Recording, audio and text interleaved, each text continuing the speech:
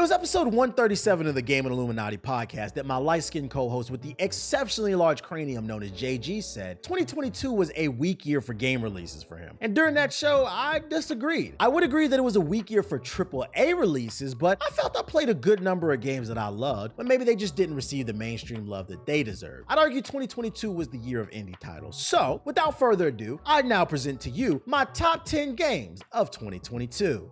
And here we go. Kicking off my top 10 list is a game that might come as a surprise to many of you, but I actually enjoyed this year's 2K. NBA 2K23 took the series in a better direction. There was more focus on gameplay with heavy emphasis on it being a team sport. This year's 2K implemented some stopgaps for players who love to spam dribble moves, so it forced people to focus on teamwork and floor spacing. I also like the changes they made to the way you build your My Player with the tier systems for the badges. This year's online service, they improved as well. It's not perfect, but it is playable. And because of that, you saw my friends and I stream this game for at least a solid 3 months. Usually, I quit 2K within the first 2 weeks of its release. That being said, this is still 2K. This game is still bogged down by microtransactions, a toxic community, and a city nobody asked for. The microtransactions actually got worse. It costs $100 to get your player to an 85 overall. If you cannot afford that bill, you'll be grinding your My Player for at least a month to get from 65 to an 85. And that's why I refuse to give it anything higher than the 10 slot. 2K is out here committing highway robbery. Now for the 9 spot, I'm gonna go with OlliOlli World. This is Roll7's third entry in the series and the best yet. OlliOlli World is a skateboarding game but one of the best soundtracks of any game in 2022. What takes this one to the next level is the improved visuals, storyline, online play, and the insane level design. The game starts off with simple levels, but they continue to get crazier and crazier. When you're playing the story mode, the level design is similar to Super Mario World. They have this big hub world that you have to navigate, and each world implements a new gameplay mechanic. There's also branching paths for each level inside of each hub world. This is a great game to play when you just want to relax and decompress on your own. It'll test your reflexes, it feels rewarding when you're pulling off those greedy combos, and it's rated a 9 out of 10 on Steam for a reason, and it only costs 30 bucks. That's another way to help you save money.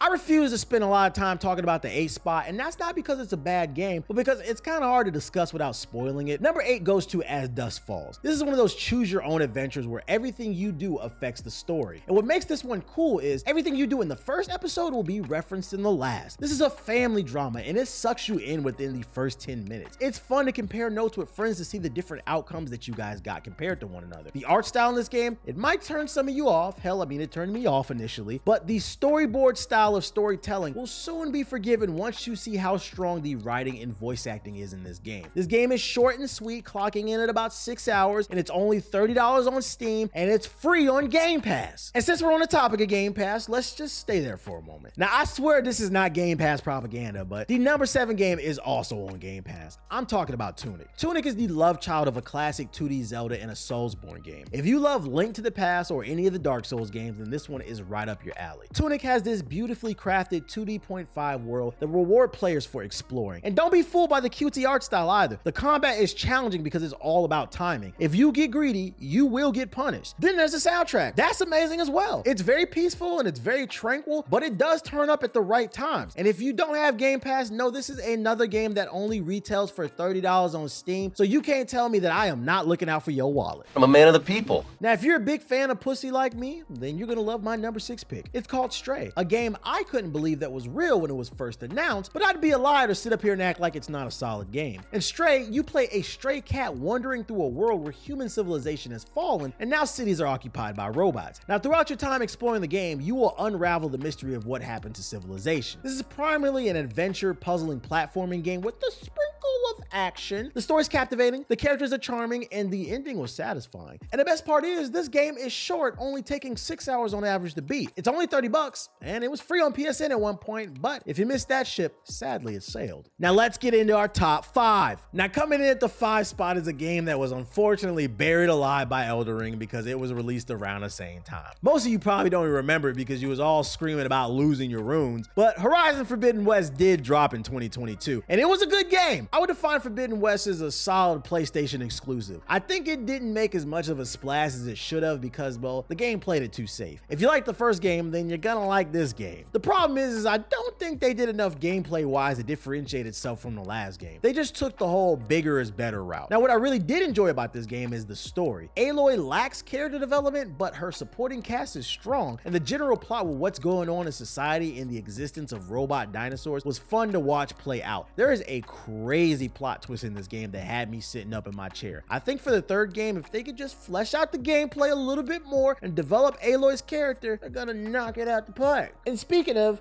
knock it out the park, you definitely will get knocked out with my number 4 choice again and again and again. I'm going with Sifu for the number 4 slot. Sifu is the new game from the creators of Absolver. They took everything they learned from the last game and they fleshed it out fully in this one. In Sifu, you play a young man or a woman whose master is betrayed by a student in his gang. Eventually, you grow up, and at the age of 20, you choose to seek out revenge. Each level is about taking down a mob boss until you reach the head honcho. The catch of this game, though, is that it's hard as fuck, and each time you die, you get older. The older you get, your strength increases a little bit, up until like a certain point when you get like super old, but then you also slow down and you lose health, and it's all visually shown in your player model. This is a roguelike game, so you have to complete the game before you die at like the age of 76. Sifu is fun because it's a challenging experience that leaves you feeling rewarded. Combat is fast and fluid with little margin to error. This game is gonna frustrate you, I'm not gonna lie, but once you master the combat system and overcome the obstacle, you feel great. What's also great about Sifu is the post-launch support. This game has hundreds of mods that allow you to change the way you look, and there's mods with gameplay improvements. Slowclap also just announced that they have new outfits, a replay editor, and cheats and mods that they're gonna be implementing in the latest update. Sifu is a must-play from 2022 for anyone who is just looking for a fun challenge. Moving on to number 3. My number 3 game might piss off some people, and to those people I say, is being number 3 so bad? It's a respectable spot, and a spot that goes to God of War Ragnarok. Ragnarok picks up directly where God of War 2018 left off, and this game's opening 2 hours were flat out amazing. One of the best boss fights that I've played in a while. But sadly, those opening 2 hours are then met with a middle section that has some serious pacing issues. In the middle of the game, the highs, they're high, but the lows, they are very low. This game is bogged down by unnecessary exposition and uninspired puzzles. Not to mention, I don't feel that the combat evolved enough from the last game, but if you make it through that second act, the third act was truly satisfying. The pacing on the story picks up, the boss fights were top tier, and there were some amazing set pieces. I wanted more of that, but because I didn't get it, it's kind of hard for me to give it anything higher than the 3 spot.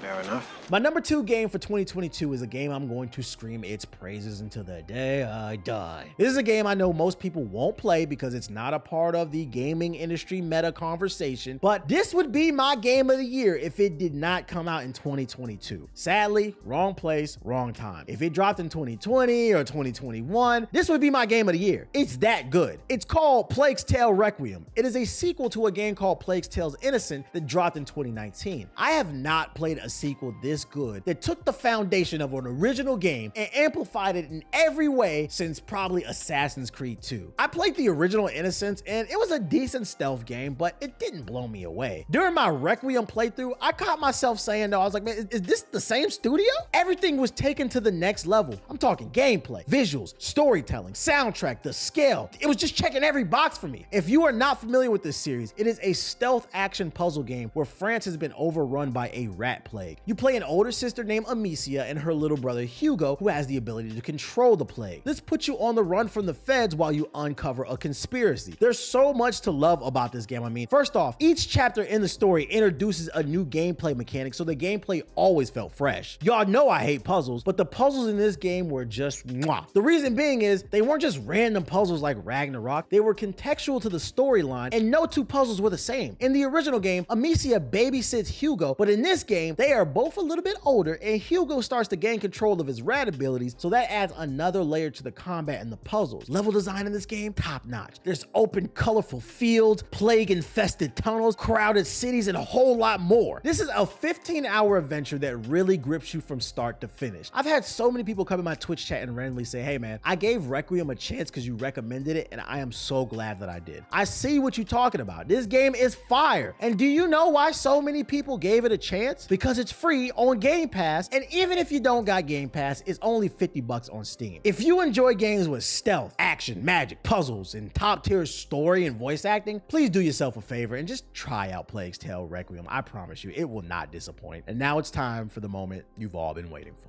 Number 1, step forward. Come on, y'all. What other game had the impact Elden Ring did in 2022? Elden Ring was so amazing that it was a moment in time. You had people who don't even like Soulsborne games joining in on the conversation, including myself. For me, this game solved one of the many issues that Dark Souls games have. If you get stuck in this game, you didn't have to bang your head against a wall, which wasn't fun for me. After you beat the tutorial section, Elden Ring just lets you do whatever you want. So if you got stuck, you could just go run somewhere else, level up, learn the game some more, then come back later. I'm so sick of open world games, but this is the rare case where I got sucked into this one. Reason being is From Software crafted a beautiful world that tapped into my curiosity. The level design is top tier in this game. You got lush grasslands, snowy peak tops, underground mazes, and more. This is the first game that I played in a long time where I felt like the internet did not ruin my experience. You literally couldn't at launch because it was so much to see and so much to do. It brought me back to like my school days when my friends and I would be on the playground sharing notes on how to catch Mew or Masingo in Pokemon Red and Blue. And then there's the boss fights, top tier. This gave y'all one of my most iconic moments on stream, my 15-hour fight against Melania. This game wasn't just fun, it was fun to watch. And I don't mean because you got to watch others suffer, I mean that was fun, but you also got to see how other people solved problems. That's what makes Elden Ring so great. There was no correct way to play. Everyone had a different play style and a different build. Hell, I showed the world you can beat the final boss with the default Pebble spell, and that's why I earned the nickname the Pebble of the East. Let's talk about the mods. Crazy. Someone turned every boss fight into a One Piece character. I don't even like One Piece, that shit is lit. Someone turned every enemy into Melania. Someone added seamless co-op. People add new movesets, and the developers just added a new PvP arena mode. The content was endless, and I don't just mean in the game. Let's go back to the impact of the game. This game spawned endless memes, with my favorite being, what if Ubisoft made Elden Ring? They put a bunch of shit all over the UI and the map, and that shit had me dying. Or how about the Ohio Khalid memes? You remember when you would enter Khalid? Come on, this game wasn't just fun. This had cultural impact. I play games for gameplay first. The story may have not been the strongest, but Elden Ring is a great example of someone who's so good at doing what they do that their weaknesses do not matter. They still carrying a team to the championship. Elden Ring is proof of what happens when a developer takes his time and just releases a good product with a lot of content instead of nickel and diming their audience. When you show love, people gonna show it back. And that's why From Software is sitting at the top of the mountaintop shouting, I am number one, no matter if you